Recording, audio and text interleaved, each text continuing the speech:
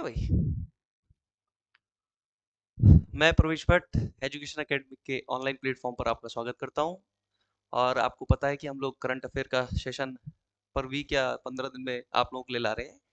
और कोशिश रहती है कि भाई ऐसे क्वेश्चनों का संग्रह आप लोगों को मिल सके जो आगामी आने वाले पेपर, जैसे आरओ का है, आपका कर निरीक्षक वाला पेपर है, इन पेपरों में जो उपयोगी साबित हो सके आप लोगों के लिए, है ना। तब चाहे वो आपके अंतर्राष्ट्रीय परिदृश्य के हों, राष्ट्रीय परिदृश्य के हों या राज्य के परिदृश्य के हों। ठीक है, तो इसी सेशन में हम स्टार्ट करेंगे भाई।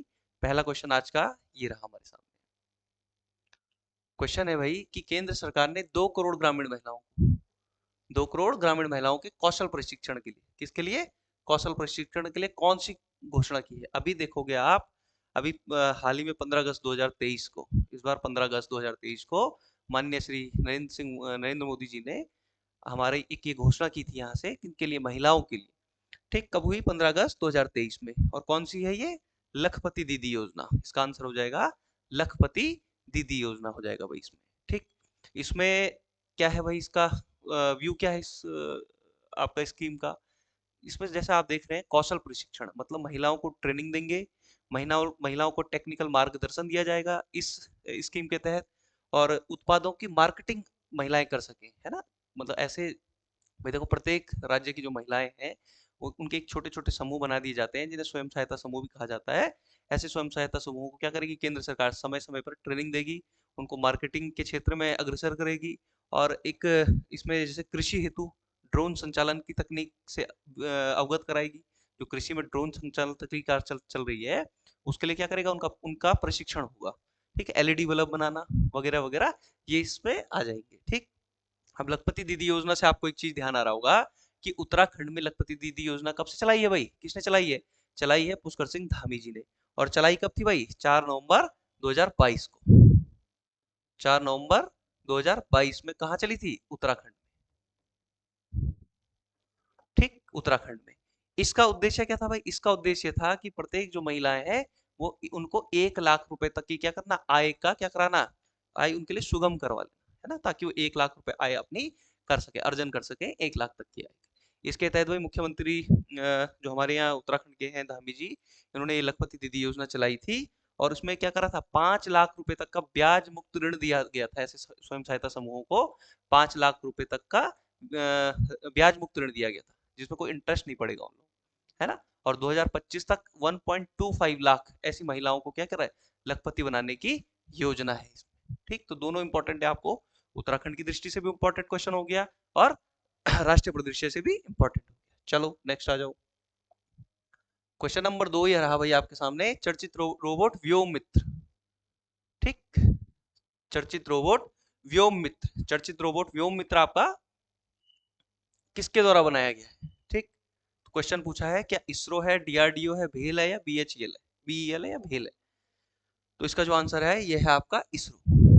किसने बनाया, इसरो। देखो भाई, क्वेश्चन इंपॉर्टेंट इसलिए हो जाता है कि इसरो आजकल क्या है, बहुत ज्यादा लाइमलाइट में है। इसरो आजकल जब से चंद्रयान हमने 3 चंद्रयान 3 की सफल लैंडिंग करवाई है, उसके अलावा चाहे आदित्य L1 हमारा नया सूर्य के ऊपर जो हम भेज रहे हैं, उस इस क्षेत्र में इसरो क्या है आजकल हमेशा क्या बना है, सुर्खियों में बना है, पेपरों में बना है। तो देखिए एग्जाम जो पेपर सेटर होते हैं, जो पेपर सेट करते हैं, वो कहीं ना कहीं पेपरों से तो उठाते हैं क्वेश्चन, है ना। करंट के क्वेश्चन कौन से उठाए जाते हैं, जो आजकल क्या हो ज्यादा डिमांड में हो। तो जो व्योम मित्र है भाई ये क्या है, ये गगनयान, जो हम लोगों ने गगनयान बनाने के लिए था, अंतरिक्ष के लिए जो भेजना था मानव युक्त, जो भारत का मानव युक्त मिशन है व्योम मित्र, ये बना रहे थे। ठीक, देखो ये व्योम मित्र था वैसे 2019 का, हमें 2019 में अंतरिक्ष में मानव युक्त विमान अपना मानव युक्त रॉकेट हमें भेजना था, लेकिन उस समय क्या हो गया, कोविड की वजह से हम लोग उसको नहीं भेज पाए। तो इसके लिए अब 2023 हमने चुना है, और व्योम मित्र जाएगा भाई कहाँ, ये जाएगा अंतरिक्ष में। ठीक, लेकिन वो मित्र क्या है, व्योम मित्र एक रोबोट है, ये देखिए फोटो में, एक रोबोट है। और कैसी रोबोट है, महिला रोबोट है। क्वेश्चन ये भी बन सकता है आपके यहाँ राज्य में, ये भी क्वेश्चन बना सकते हैं कि भाई जो व्योम मित्र रोबोट है वो किस प्रकार का रोबोट है ना। तो उसमें पुरुष महिला इस टाइप से दे सकता ऑप्शन में। तो कैसी है, ये महिला रोबोट है। ठीक, इसे हाफ ह्यूमनाइड भी बोलते हैं, ध्यान रखेंगे, ये हाफ ह्यूमनाइड रोबोट बोला जाता है इनको। हाफ ह्यूमनाइड मतलब क्या हुआ, हाफ ह्यूमनाइड मतलब क्या हुआ कि केवल कमर तक का हिस्सा इनका होता है, पैर नहीं होते। ये रोबोट केवल अगल बगल आगे पीछे झुक सकता है ना, बाकी और कुछ नहीं कर सकता।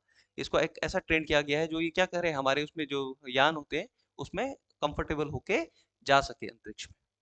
तो भारत में जो इसरो है, इसरो क्या कर रहा है, मानव युक्त मिशन भेज रहा है, गगनयान जिस मिशन का नाम है। तो गगनयान मिशन हेतु पहले भेजेगा व्योम मित्र टाइप के रोबोट। देन इसकी एक्टिविटीज देखी जाएगी, है ना। इसको इस तरह से डिजाइन किया गया है कि एक मानव कैसे जाके वहां पर सरवाइव करेगा। तो जब इन दो को देखा जाएगा उसके बाद मानव युक्त भेजेंगे, तब कोई मानव हमारे यहाँ से यान में जाएगा। तो इसको ध्यान रखना भाई, किसका है, इसरो का है। ठीक। और ये हमारे अक्टूबर के पहले या दूसरे सप्ताह में छोड़ा जाएगा, है ना। तो नजर बनाए रखोगे भाई इस पे। चलो नेक्स्ट आ जाओ। जो तीसरा आपके सामने क्वेश्चन आज का है, ये देखो है, इसके बारे में आप चाहे तो स्क्रीनशॉट ले सकते हैं। फीमेल लुकिंग रोबोट है, हाफ ह्यूमनॉइड इसे बोलते हैं, प्रोटोटाइप है। ठीक। चलो नेक्स्ट आ जाओ। क्वेश्चन नंबर 3 है भाई, हाल ही में रंजना देसाई, इसको ध्यान रखेंगे, इनका पूरा नाम है रंजना प्रकाश देसाई। रंजना प्रकाश देसाई के नेतृत्व में राज्य सरकार द्वारा समान नागरिक संहिता, देखो ठीक है भाई, पहले तो क्या बोल रहा है, समान नागरिक संहिता आजकल बहुत हॉट टॉपिक है। आर्टिकल 44 से रिलेटेड आपका समान नागरिक संहिता। ठीक। अब ये पूछ रहा है कि निम्न में से कौन समिति में शामिल नहीं है। देखो भाई 5 लोगों की समिति है, ये फोटो बनी है बगल में। तो आपको बताना है निम्न में से कौन नहीं है इसमें। ठीक। तो देखो भाई, मनु गौड़ जी हैं, शत्रुघ्न सिन्हा हैं, सुरेखा डंगवाल है, पंकज त्रिपाठी नहीं है। आंसर क्या हो जाएगा, पंकज त्रिपाठी। पंकज त्रिपाठी इसमें नहीं है, जबकि पंकज त्रिपाठी की जगह कौन है, प्रमोद कोहली।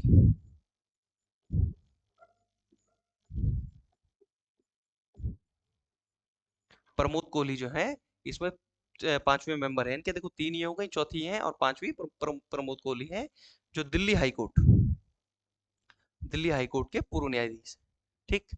जो आपके प्रमोद कोहली हैं, ये दिल्ली हाई कोर्ट के पूर्व न्यायाधीश है।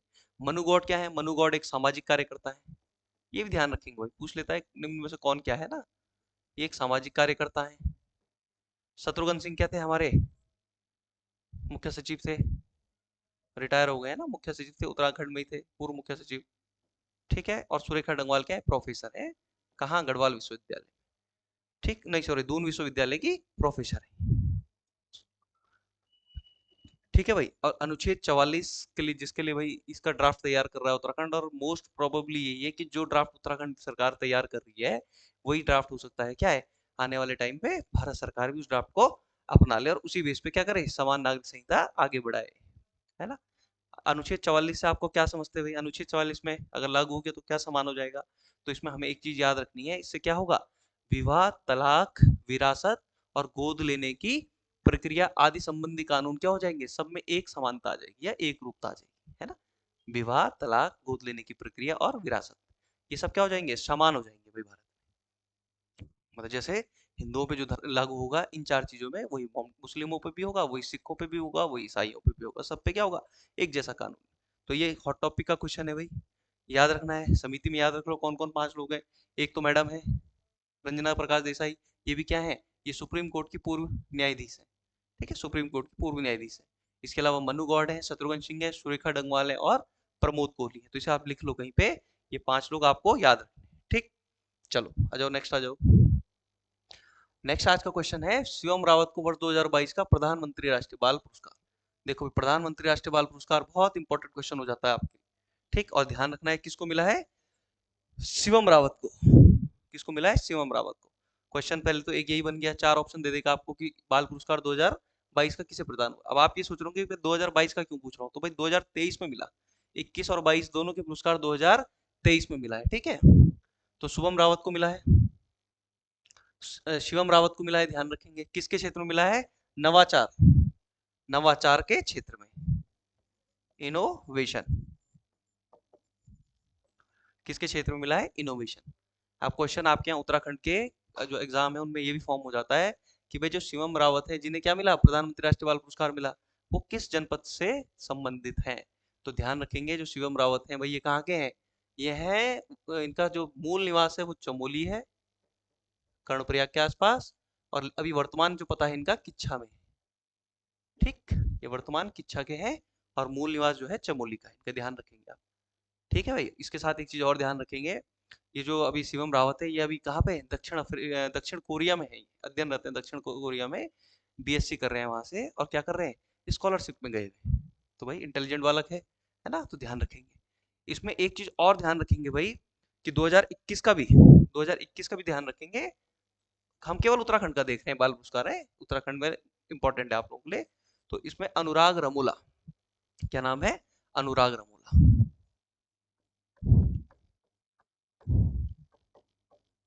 अनुराग रमोला को, इनको किसमें मिला, इनको कला एवं संस्कृति में मिला है। 2021 का इन्हें पुरस्कार मिला है कला एवं संस्कृति। ठीक, ये टिहरी के प्रताप नगर के हैं, ये टिहरी के हो जाएंगे, टिहरी के प्रताप नगर।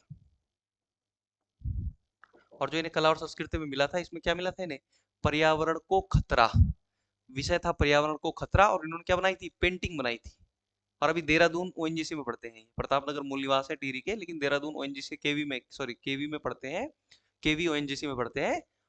और अभी मात्र 11वीं कक्षा में पढ़ रहे हैं, है ना। तो 11वीं कक्षा में पढ़ रहे हैं अभी अनुराग रमोला। 2021 का मिला है इन्हें क्या, प्रधानमंत्री राष्ट्रीय बाल पुरस्कार। किस क्षेत्र में, कला के क्षेत्र, इनको मिला है कला के क्षेत्र में। ठीक है, एक पेंटिंग बनाई थी ना उसी के क्षेत्र। चलो आगे आ जाओ, क्वेश्चन नंबर 5 देखेंगे भाई। क्वेश्चन नंबर 5 है आपके सामने। हाल ही में राज्य सरकार ने ओलंपिक खेल में स्वर्ण पदक जीतने वाले खिलाड़ियों के लिए कितनी धनराशि, तो राज्य सरकार से मतलब हो गया उत्तराखंड राज्य सरकार ने। ठीक है, तो उत्तराखंड राज्य सरकार ने पदक जीत, देखो भाई उत्तराखंड जितने भी अभी तैयारी कर रहे हैं बच्चे, वो एक चीज ये याद रखना कि खेल नीति, जो नई खेल नीति आई, इसे एक बार आपको पढ़ना पड़ेगा, है ना। हम कोशिश करेंगे एक बार उस पर ही वीडियो बना दे पूरा, लेकिन नई खेल नीति देखना भाई, उसमें क्या हुआ, बहुत चीजें चेंज की हैं अभी। उसी चेंज में क्या चेंज हुआ कि भाई जो ओलंपिक खेल का नाम क्या है, ओलंपिक में जो स्वर्ण पदक जीतेगा उसको कितना रुपए मिलेगा, 2 करोड़। स्वर्ण में कितना मिलेगा, 2 करोड़ रुपए। ठीक है, रजत में कितना मिलेगा, 1.5 करोड़ रुपए। ठीक, और कांस्य में कितना मिलेगा, 1 करोड़। ठीक, मतलब इन पुरस्कारों में क्या है, 30 गुना से लेके 100 गुना तक की वृद्धि करी है अभी राज्य सरकार, जो कि अच्छी बात है। जो क्या करेगी भाई, प्रमोट करेगी बच्चों को कि उस किस क्षेत्र में, खेल के क्षेत्र में अपना कैरियर बना सके, है ना। 2 करोड़ अच्छी रकम होती है, बड़ी रकम। किसी को अगर, अभी तक क्या होता था, आदमी खेलता था नहीं पहुंचता था, इसमें क्या देखना है, इसमें अभी मैं ओलंपिक की बता रहा हूँ, ऐसे इसमें राष्ट्रीय पुरस्कारों में भी क्या किया, बढ़ोतरी की है इन्होंने पुरस्कारों में। ठीक, इसके साथ ही एक चीज और अच्छी हुई है इसमें, जो ओलंपिक में जाएगा और उसने प्रतिभाग कर लिया, है ना, भले उसको कोई पदक नहीं मिला, ना वो गोल्ड ला पाया, ना सिल्वर ला पाया, ना कांस्य ला पाया, लेकिन उसने केवल अगर वहां पे प्रतिभाग भी कर लिया, तो प्रतिभाग करने पर भी उत्तराखंड गवर्नमेंट अपने यहाँ के खिलाड़ी को कितना देगी, 50 लाख। तो ये 50 लाख रुपए मोटिवेट करता है भैया इंसान को कि अगली बार क्या करनी है, और मेहनत करनी है। और इससे पहले 50 लाख रुपए कितना था, 5 लाख। तो 5 लाख से बढ़ाकर 50 लाख किया गया है इस खेल। तो ये अच्छी पहल है भाई, इससे क्या होगा, खेलों को बढ़ावा मिलेगा, है ना। चलिए नेक्स्ट पे आ जाइए। अगला क्वेश्चन है, राष्ट्रीय अंतरिक्ष दिवस किस दिन मनाया जाएगा, राष्ट्रीय अंतरिक्ष दिवस किस दिन मनाया जाएगा। तो आपको देखना है भाई, ये इंपॉर्टेंट क्वेश्चन है भाई, मोस्ट इंपॉर्टेंट क्वेश्चन हो सकता है। राष्ट्रीय अंतरिक्ष दिवस कब मनाया जाएगा, तो कब मनाया जाएगा राष्ट्रीय अंतरिक्ष दिवस, बताइए। देखिए भाई, जिस दिन क्या हुआ, 23 अगस्त, 23 अगस्त को जिस दिन क्या हुआ था भाई, जिस दिन चंद्रयान 3 ने क्या किया, बाहर मिल लो,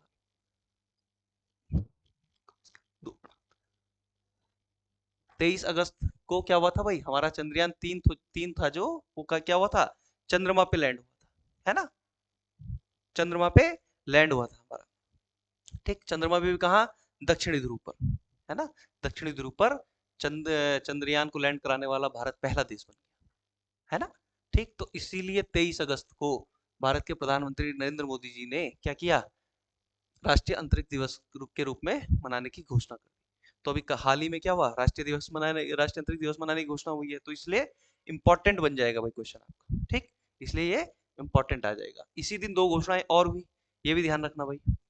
ये दो घोषणाओं में क्या हुई, जहां हमारा चंद्रयान थर्ड लैंड हुआ, उस स्थल को अब क्या बोला जाएगा, शिव शक्ति स्थल, शिव शक्ति स्थल। ठीक, एक तो ये घोषणा थी कि राष्ट्रीय अंतरिक्ष दिवस को क्या किया, 23 अगस्त को मनाया जाएगा प्रत्येक वर्ष। दूसरा क्या था कि जहां पर लैंड हुआ हमारा चंद्रयान 3, उस स्थल को क्या बोला जाएगा, शिव शक्ति स्थल बोला जाएगा। इसके अलावा एक और घोषणा भी उसमें क्या कहा कि जो चंद्रयान 2 था, जो हमारा चंद्रयान 2 था, ये जिस जगह पे इम्पैक्ट हुआ था, पहले जब चंद्रयान 2 हुआ था जो फेल हो गया था हमारा, तो जिस जगह पे इम्पैक्ट हुआ था उस जगह का नाम भी क्या रख दिया, तिरंगा। तो आपको ये चीजें, तीनों चीजें ध्यान रखनी है भाई चंद्रयान से रिलेटेड, कि एक तो राष्ट्रीय अंतरिक्ष दिवस कब मनाया जाएगा, 23 अगस्त को, ध्यान रखना है। शिव शक्ति स्थल किसे कहा गया, जहाँ चंद्रयान 3 क्या हुआ, लैंड हुआ। और चंद्रयान 2 जहाँ लैंड हुआ था, लैंड मतलब जहाँ पे इम्पैक्ट हुआ था, लैंड तो नहीं हो पाया था, इम्पैक्ट जहाँ हुआ था उसका नाम तिरंगा रखा गया। ठीक, तीनों ही क्वेश्चन इंपॉर्टेंट है, आपको याद रखने हैं। ठीक, चलो नेक्स्ट, क्वेश्चन नंबर 7 है आपके सामने। वर्ल्ड एथलेटिक चैंपियनशिप 2023 में गोल्ड जीतने वाले पहले, तो देखो भाई ये तो क्वेश्चन आप सीधे सीधे मार ही सकते हो, है ना। पुरुषों के जेवलिन थ्रो में कौन लाया, नीरज चोपड़ा, हरियाणा के नीरज चोपड़ा, इन्होंने लाया। और कितना फेंका इन्होंने फाइनल थ्रो, 88.77 मीटर,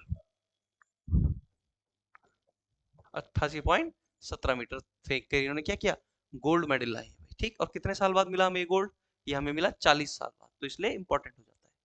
ठीक, इसके अलावा देखो वर्ल्ड एथलेटिक चैंपियनशिप मेडल जीतने वाले भारतीयों की लिस्ट ये है। ब्रॉन्ज लाई थी अंजू बॉबी जॉर्ज 2003 में, सिल्वर नीरज चोपड़ा ही लाए थे 2022 में, और गोल्ड नीरज चोपड़ा ही लाए 2023 में बुडापेस्ट में। ठीक, तो इसका स्क्रीनशॉट आप चाहते तो मार सकते हैं। ठीक है भाई, इंपॉर्टेंट हो सकता है। नेक्स्ट रखो,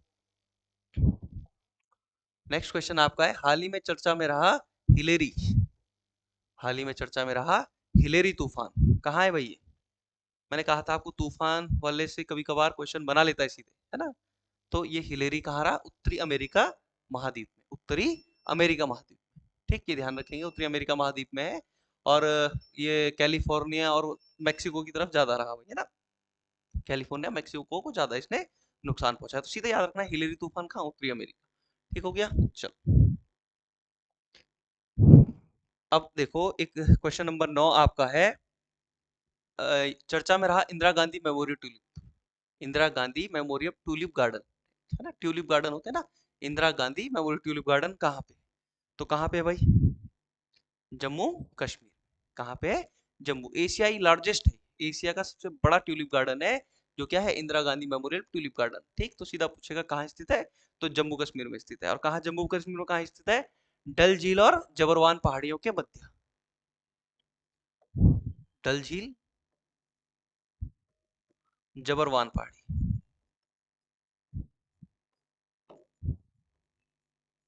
ठीक, इसके मध्य क्या स्थित है, ये ट्यूलिप गार्डन स्थित है। इससे दो क्वेश्चन और ध्यान आ जाएंगे कि डल झील कहाँ है, आसान है तो, लेकिन जबरवान की पहाड़ियाँ कहाँ है, तो जबरवान की पहाड़ियाँ भी कहाँ है भाई, जम्मू कश्मीर में स्थित है। ठीक, इसमें एक चीज देखना, ऑप्शन नंबर बी में उत्तराखंड भी है, तो उत्तराखंड में ट्यूलिप गार्डन कहाँ स्थित है, उत्तराखंड का ट्यूलिप गार्डन कहाँ स्थित है, पिथौरागढ़ में स्थित है। ठीक, तो ये भी ध्यान रखेंगे कि उत्तराखंड में कहाँ है, पिथौरागढ़ में, 50 50 करोड़ की लागत का बना था, पिथौरागढ़ में, त्रिवेंद्र सिंह रावत जी के समय। ठीक है भाई, जो ये एशिया का लार्जेस्ट है जम्मू कश्मीर वाला Indira Gandhi memorial, Indira Gandhi memorial tulip garden जो है, इसमें 15 लाख से भी ज्यादा क्या है भाई, 15 लाख से भी ज्यादा ट्यूलिप है। ट्यूलिप एक फूल होता है जो आपने देखा होगा, बहुत प्यारा फूल है, कलरफुल, है ना, ये देखो ये दिख रहे हैं इसमें। तो इस टाइप के 15 लाख फूल, है ना, जो एक क्या है भाई, रिकॉर्ड है, और इसे वर्ल्ड बुक ऑफ रिकॉर्ड में भी क्या है, दर्ज हो चुका है। ठीक है, चलो नेक्स्ट आ जाओ।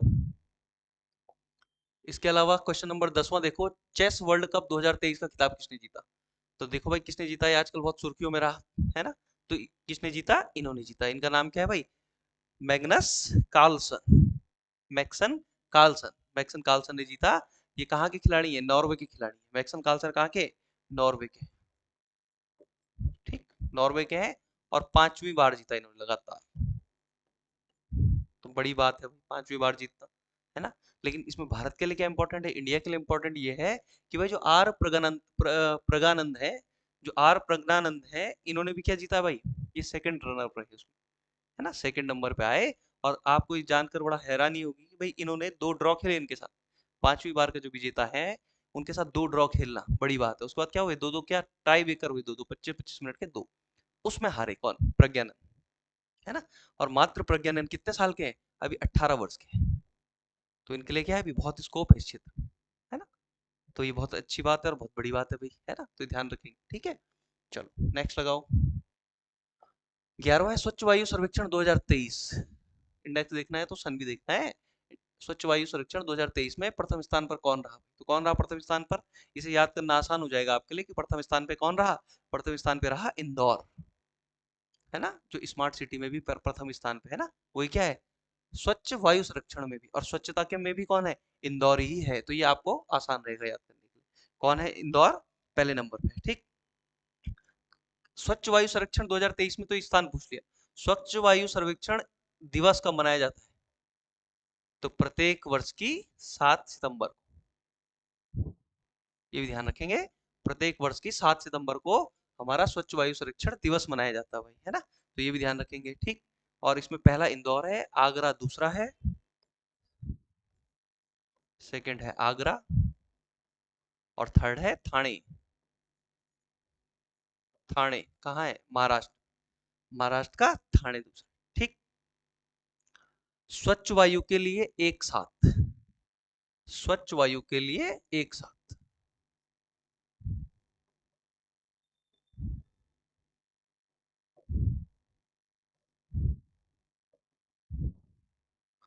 स्वच्छ वायु के लिए एक साथ, together of clean air, together of clean air,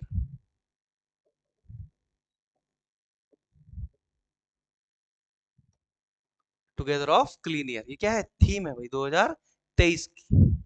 इस सर्वेक्षण 2023 की थीम है, ठीक। तो ये थीम भी याद रखना है ना। जब इतना याद रखना है तो थीम भी याद रखना है भाई, कई बार डायरेक्ट थीम पूछ लेता है ना। तो चलो नेक्स्ट है। अच्छा एक चीज और देखो, इसमें इसमें मानदंड होते हैं भाई। जो स्वच्छ वायु सर्वेक्षण है उसमें मानदंड है, किस आधार पर हम फर्स्ट सेकंड थर्ड निकालते हैं।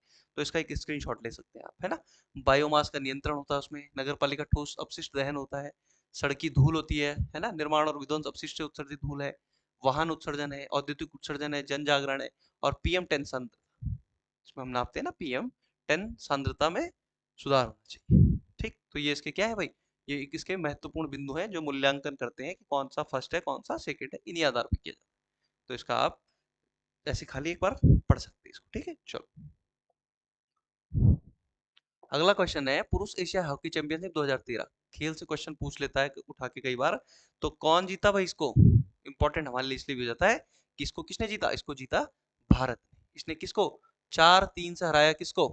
मलेशिया को। सेकंड कौन रहा? मलेशिया। फर्स्ट कौन रहा? भारत, है ना।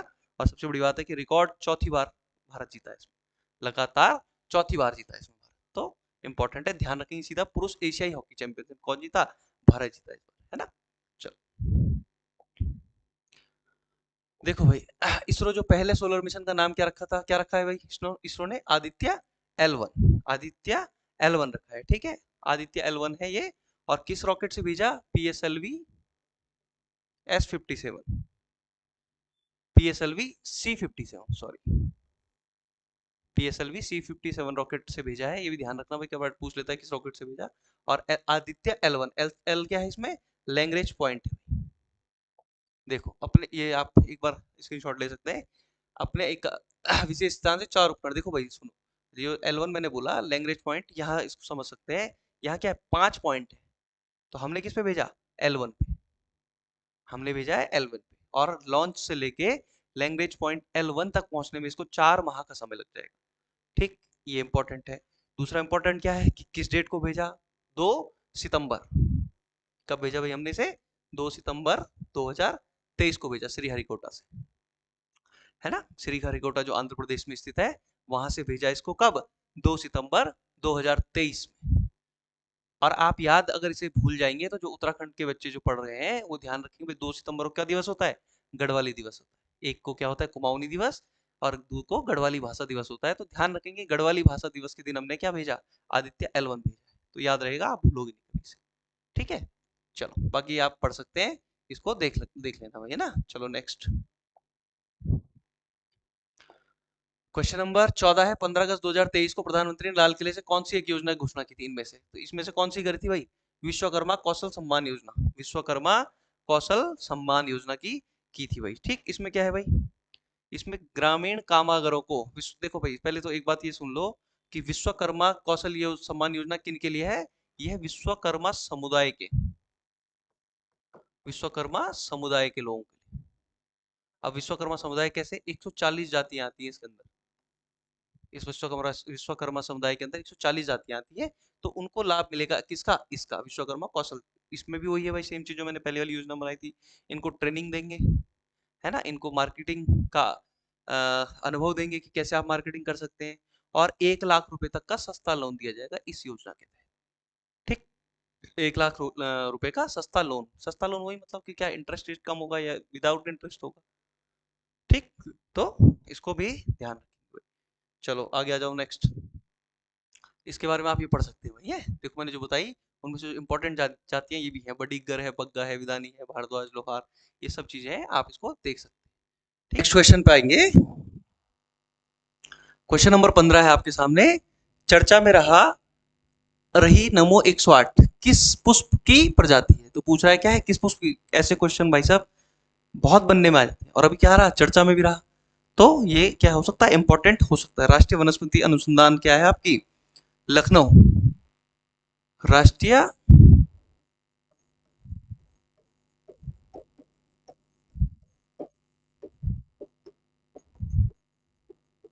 एक चीज तो ये याद कर लेना कि राष्ट्रीय वनस्पति अनुसंधान लखनऊ में है। ठीक, और उसने ये विकसित करी है नमो 108, तो किस पुष्प की है, ये है कमल की, लोटस है ना, कमल की है।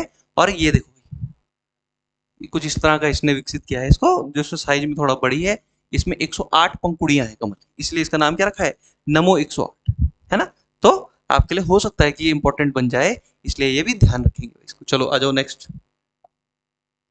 क्वेश्चन नंबर 16 देखो, हाल ही में भारत में कहां पर लिथियम के भंडार कहाँ पाए गए जो भारत की 80% लिथियम की मांग को पूरा करता है। तो इसका आंसर है भाई कहाँ, राजस्थान।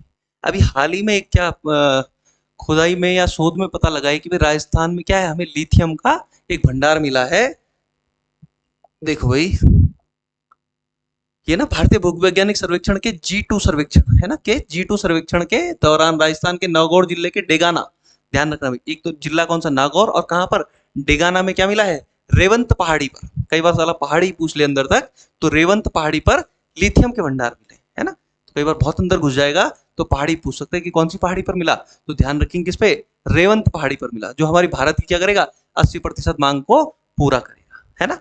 विश्व में लिथियम के देखो भंडार चिली में पाए जाते हैं, अमेरिका में पाए जाते हैं, ऑस्ट्रेलिया में पाए जाते हैं, बोलिविया में पाए जाते हैं, है ना। देखो भाई लिथियम से क्या बनता है, अभी भारत लिथियम के लिए क्या करता था, दूसरे देशों में निर्भर था, कम थे यहाँ पे, पहला जो मिला था जम्मू कश्मीर मिला था, बहुत सीमित मात्रा में मिलता था, इस समय क्या है, बहुत बड़ी मात्रा में, जो 80% मांग को ही भारत की पूरी कर देगा, तो हमें बाहर से क्या करना, मंगाना नहीं पड़ेगा, है ना, अपने ही मिल जाएगा। लिथियम से क्या बनता है, लिथियम आयन बैटरी बनती है, जो बहुत इंपॉर्टेंट है भाई, जो आप लोगों ने मोबाइल पकड़ा है, जिन मोबाइलों में आप देख रहे हो वीडियो, इनकी बैटरियां भी क्या है, लिथियम आयन की बनी होती है, क्योंकि फायदा होता है लिथियम आयन से जो बैटरी बनती है, एक तो बहुत हल्की होती है, चार्ज जल्दी हो जाती है, गर्म नहीं होती, है ना, बहुत लंबे समय तक क्या ड्यूरेबल होती है, इसलिए लिथियम की क्या है, बहुत डिमांड है भाई विश्व में, तो भारत के लिए एक अच्छी खबर है ना। और ये ध्यान रखेंगे भाई, नागौर जिले के डेगाना, है ना, कहाँ मिला, डेगाना में, रेवंत पहाड़ी पर। ठीक, ध्यान रखेंगे, राजस्थान इसका आंसर। नेक्स्ट आ जाओ भाई, मुख्यमंत्री सशक्त बहना उत्सव योजना किस सरकार ने शुरू की, तो किस सरकार ने करी, उत्तराखंड सरकार ने करी। किसने करी भाई, उत्तराखंड सरकार ने करी। इसका उद्देश्य क्या है, जो महिला समूह है उनको क्या करना है, एक बाजार उपलब्ध कराना है, उनके उत्पादों को एक बाजार उपलब्ध कराना है, उत्तराखंड इसका आंसर हो जाएगा। देखो भाई देहरादून में 24 अगस्त 2023 को हुई है ना, मुख्यमंत्री पुष्कर धामी जी ने ये शुरू की है, और ये क्या है, स्थानीय उत्पादों को क्या है, स्थानीय उत्पाद हमारे अच्छी बिक्री हो जाए उनकी, और उनको एक क्या है, एक सुगम बाजार उपलब्ध हो जाए, ताकि क्या हो भाई, पलायन में रोक लग सके, है ना, और महिलाओं की जो आय है उसमें वृद्धि हो सके। ठीक, ध्यान रखेंगे, मुख्यमंत्री सशक्त बहना उत्सव योजना। ठीक, चलो आगे आ जाओ, अगला जो क्वेश्चन है क्वेश्चन नंबर 18, 69वें राष्ट्रीय फिल्म पुरस्कार 2023 में उत्तराखंड की किस फिल्म को सर्वश्रेष्ठ गैर फीचर, ये ध्यान देना भाई, ये सर्वश्रेष्ठ गैर फीचर पुरस्कार मिला, तो किसको मिला भाई, एक था गांव, किसको मिला, एक था गांव, किसने डायरेक्ट करी, सृष्टि लखेरा, ये सृष्टि लखेरा जी हैं, इनके द्वारा ये डायरेक्ट फिल्म है, एक था गांव। किस बेस पे बना रखी है, विषय क्या है इसका, ये बनाई है इन्होंने घोस्ट विलेज। किस पे बनाई, विषय क्या है इसका, घोस्ट विलेज। कई बार क्या होता है भाई, ऐसा भी हो सकता है कि एक था गांव नामक फिल्म, क्योंकि चर्चाओं में है, ये भी पूछ सकता है कि एक था गांव नामक फिल्म जो है उसका विषय क्या है, विषय वस्तु क्या है, तो क्या विषय वस्तु है, एक ये घोस्ट विलेज, मतलब किस पे, पलायन से जो खाली हो चुके हमारे गांव है उन पर आधारित एक ये शॉर्ट फिल्म बनाई है। किसने, सृष्टि लखेरा जी ने, जिसे क्या मिला, गैर फीचर फिल्म मिला, किसमें, 69वें राष्ट्रीय फिल्म पुरस्कार 2023। ठीक। इसमें जो कसमकस है ये एक एनिमेटेड फिल्म है। मेरू गांव जो है ये अनुज जोशी जी द्वारा निर्देशन फिल्म है। और खैरी का दिन भी एक फिल्म है जो गढ़वाली भाषा में है ना। तो ध्यान रखेंगे भाई, एक था गांव, ठीक, इंपॉर्टेंट है, आप याद करेंगे इसको। ठीक, इसके बारे में दो तीन चीजें हैं, आप इसका स्क्रीनशॉट ले सकते हैं, है ना, इसको एक स्क्रीनशॉट ले सकते हैं किसका है ये, ठीक है। चलो, 19वां जो क्वेश्चन आपके सामने रहा कि हाल ही में लोक गायक, उत्तराखंड के क्वेश्चन चल रहे हैं भाई, किशन, ये किशन ऐसा लिखा जाना चाहिए, किशन सिंह पंवार का निधन हो गया, वो किस जनपद से थे, तो भाई किस जनपद से थे ये रंगोली पट्टी, रंगोली पट्टी जो है आपकी प्रतापनगर में है। और प्रतापनगर कहाँ है, प्रतापनगर आपका टिहरी में, टिहरी में प्रतापनगर के रमोली पट्टी के हैं ये कौन, किशन सिंह पंवार। क्या थे भाई ये क्या थे, एक रंगकर्मी थे, है ना, लोक गायक थे, गाने गाते थे, पेशे से शिक्षक थे, वैसे पूछ लेता कई बार, ध्यान रखना भाई ये भी चीज, ये पेशे से क्या थे, शिक्षक थे। और 72 साल की उम्र में इनका निधन हो गया। कई बार आपके यहाँ देखो, पहले जो पिछले साल में आप लास्ट प्रीवियस ईयर के पेपर जो देखेंगे उसमें सन भी पूछा गया है, जो कोई किसी की अभी डेथ हुई है तो उसका उम्र भी पूछ लेते किस कितनी उम्र में हुआ, तो ध्यान रखेंगे, है ना, 72 साल की उम्र में इनका निधन हुआ है। कहाँ से थे, टिहरी से थे। चलो आ जाओ नेक्स्ट, क्वेश्चन नंबर 20 देखो आप, हाल ही में किसे 2023 संगीत नाटक अकेदमी अवार्ड से सम्मानित नहीं किया गया। तीन लोग हैं भाई यहाँ का उत्तराखंड के, किन तीन को मिला, एक तो मिला डी आर पुरोहित जी को, एक मिला ललित पोखरिया जी को, और एक रामलाल भट्ट जी को मिला। नयन सिंह नेगी को नहीं मिला, तो इसका आंसर हो जाएगा नयन सिंह नेगी। हमने क्या पूछा है, नहीं पूछा है ना, तो नहीं मिला, किसको नहीं मिला, नरेंद्र सिंह नेगी जी को नहीं। ठीक, ये आपके एचएनबी में प्रोफेसर है। ललित पोखरिया जी आपके लेखक वर्ग से रंगमंच कर्मकारी नाटक लेखन के क्षेत्र में रहते हैं। और ये हमारे रामलाल भट्ट जी जो है ये क्या है, ये कठपुतली कलाकार है, ये क्या है, कठपुतली कलाकार है। ठीक है भाई, ध्यान देना इस चीज को भी। ठीक, चलो नेक्स्ट लो। अगला जो क्वेश्चन है, गृह मंत्रालय द्वारा जारी 2022 के देश के टॉप 10 पुलिस थानों में चंपावत के बनबसा, भाई मोस्ट इंपॉर्टेंट क्वेश्चन आपके लिए बन सकता है। चंपावत का बनबसा अभी क्या है, टॉप 3 थानों में है। और ऐसा नहीं कि कोई बहुत कम रैंकिंग, 16,000 देश भर के 16,000 थानों में से टॉप 3 में आना, तीसरे स्थान पर रहा, ये बहुत बड़ी बात है, तो इसको ध्यान देंगे। जो ये बनबसा है ये टॉप 3 में रहा। ठीक, पहले स्थान पे कौन रहा, बहरमपुर उड़ीसा का क्या है, अस्का थाना, अस्का थाना था बहरमपुर उड़ीसा, बहरमपुर उड़ीसा का अस्का थाना पहला था। और दूसरा था बिहार का अरवल, अरवल थाना बिहार, ये फर्स्ट है, सेकंड है, और आपका थर्ड है हमारा बनबसा, थर्ड है हमारा बनबसा भाई। ठीक, तो बड़ी बात है, 16,000 थानों में आया है ना, तो इसको ध्यान रखना भाई। चलो नेक्स्ट आ जाओ। टिहरी झील के विकास के लिए किस बैंक के साथ 1800 करोड़ का अनुबंध हुआ, तो पहले तो देखो भाई अभी हाल ही में हुआ है और 1800 करोड़ का हुआ है, ध्यान रखना। और किसके साथ हुआ, एडीबी के साथ, किसके साथ हुआ, एशियन डेवलपमेंट बैंक, है ना। इसके साथ ही एक और है, देखो दो लोगों का संयुक्त हुआ है ये, एशियन डेवलपमेंट बैंक और ब्रिक्स डेवलपमेंट बैंक, दोनों के साथ मिलकर एक कोलैबोरेशन हुआ था। यहाँ एडीबी ऑप्शन में, इसलिए एडीबी आंसर हो जाएगा। ठीक, इसमें इसके तहत क्या था भाई, इसके तहत ऐसा इन्होंने कर रखा है जो पलायन पे रोक लगे और पर्यटन को बढ़ावा मिले। ये जो 1800 करोड़ रुपए आए हैं, इसके साथ अनुबंध में क्या है भाई, जैसे कोटी कॉलोनी है, नई टिहरी है, किवाड़ गांव है, वहां पर डोबरा चाटी पुल है, टिहरी झील है, आपका मदन नेगी गांव है, इनको क्या करा जाएगा, क्लस्टरों के रूप में विकसित किया जाएगा, है ना। प्रत्येक को क्या है, एक क्लस्टर के रूप में विकसित किया जाएगा, जिससे क्या हो, पलायन कम हो और वहाँ क्या हो, पर्यटन के क्षेत्र में वृद्धि हो सके, और जिससे क्या हो भाई, रोजगार और आय के साधन बढ़े लोगों के, है ना। तो अच्छी स्कीम है, अच्छी स्कीम है भाई, ध्यान रखना किसके साथ, एडीबी के साथ हुआ है। चलो नेक्स्ट, क्वेश्चन नंबर 23 है, कुमायूं का पहला ग्लास ब्रिज का निर्माण, देखो भाई कुछ इस तरीके से दिखेगा, कुमायूं का पहला ग्लास कहाँ है, पिथौरागढ़, पिथौरागढ़ पे भी कहाँ है, पिथौरागढ़ के मुनस्यारी में,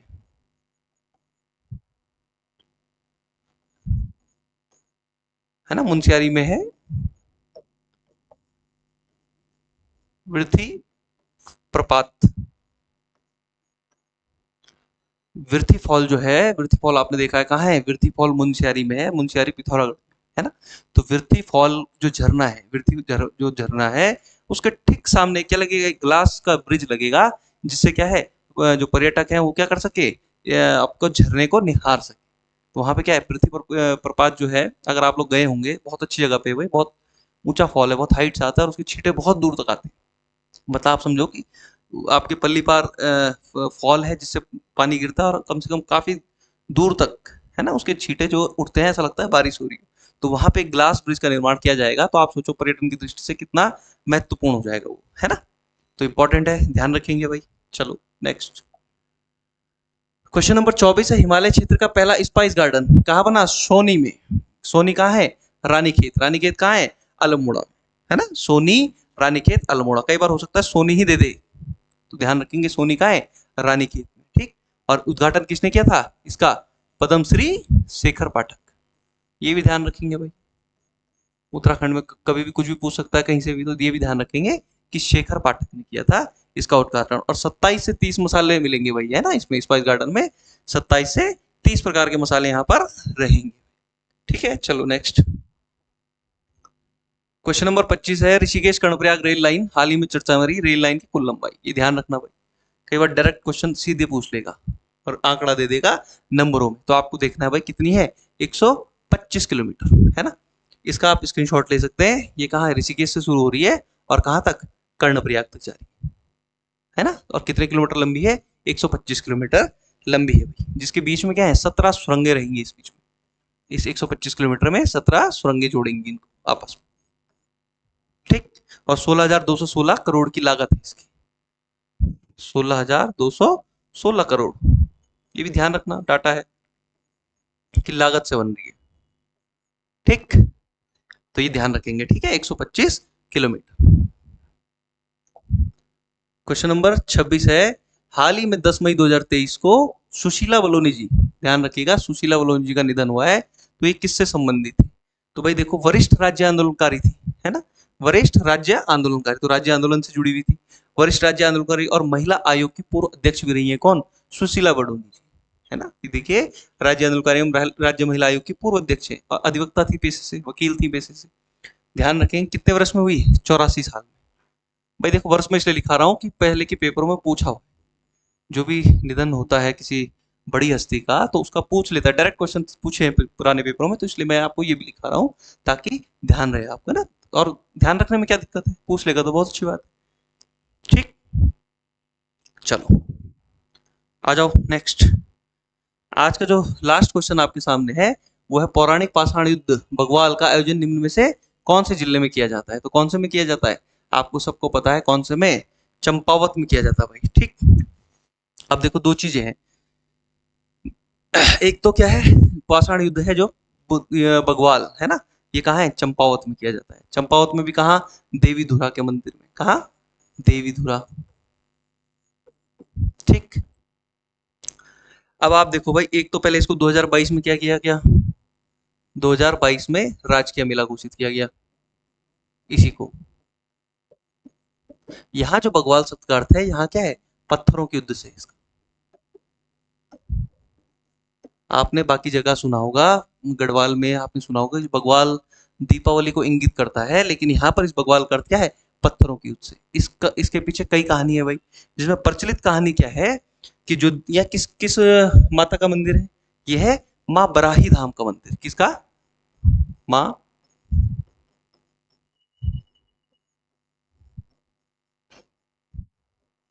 माँ बराही धाम का मंदिर है भाई इसमें, ठीक। तो प्रसिद्ध आपकी कहानी जो इसके पीछे है, वो ये है भाई कि जो चमियाल, देखो इसमें क्या था भाई, महर और फर्त्याल, आप लोगों ने उत्तराखंड में पढ़ा होगा, महर और फर्त्याल दो जाति थी, जिनके क्या थे, जिसके चार खाम थे, है ना?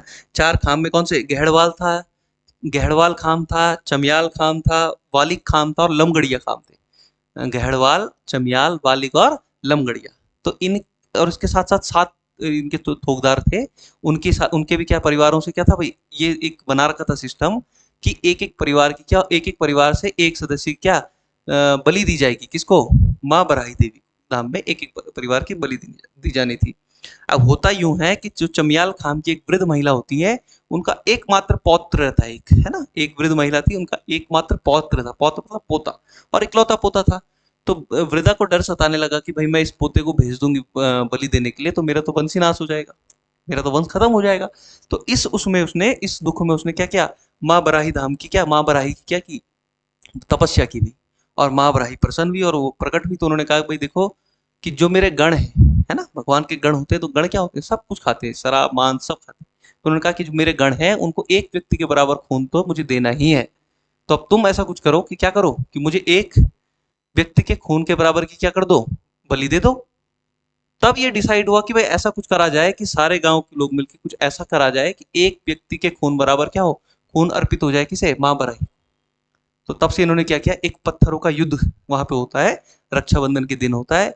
और इतना मारा, एक जो पंडित है, पुजारी है, वो क्या करते हैं, युद्ध को शुरू करते हैं। और जब पुजारी को लगता है कि भाई हाँ इतना रक्त जो है वो बह गया है, इतनी चोटें आ चुकी है, कितना रक्त बह चुका है, जो कि क्या है, एक व्यक्ति के रक्त के बराबर है, और माँ को अर्पण हो चुका है, तो तब ये क्या करते हैं, युद्ध को रोक देते हैं, है ना। आजकल देखो, आपने देखा होगा, अभी बीच में हाल ही में हुआ था, रक्षाबंधन के समय होता है ये। अभी हाल ही में क्या हुआ था इसमें, हाल ही में अब ये फल फूलों से भी खेलने लग गए, है ना, आधा घंटे या 45 मिनट के लिए, 25 से 45 मिनट के लिए पत्थरों का युद्ध भी होता है। ठीक। इसके पीछे दूसरी कहानी ये है कि भाई जो पहले हमारे जो छोटे छोटे ठकुरी राजा होते थे, वो क्या करते थे, वर्षा ऋतु व्यतीत होने के बाद क्या करते थे भाई, पत्थरों का युद्ध करते थे, जिसे क्या बोलते थे, आशिम युद्ध, है ना। आशिम किसका है, पत्थर का पर्यायवाची है। तो आशिम युद्ध जिसे बोलते थे, उसका वो ये करते थे, और क्या करते, एक प्रैक्टिस के रूप में था कि भाई हम क्या करें, एक प्रैक्टिस कर रहे हैं, है ना। तो प्रचलित कहानी कौन सी है, वृद्धा वाली। तो ध्यान रखेंगे भाई, इंपॉर्टेंट है, चंपावत। ठीक। तो आज के लिए इतना ही, है ना, फिर आपको मिलते हैं अगले नए क्वेश्चनों के साथ। ठीक है, थैंक यू।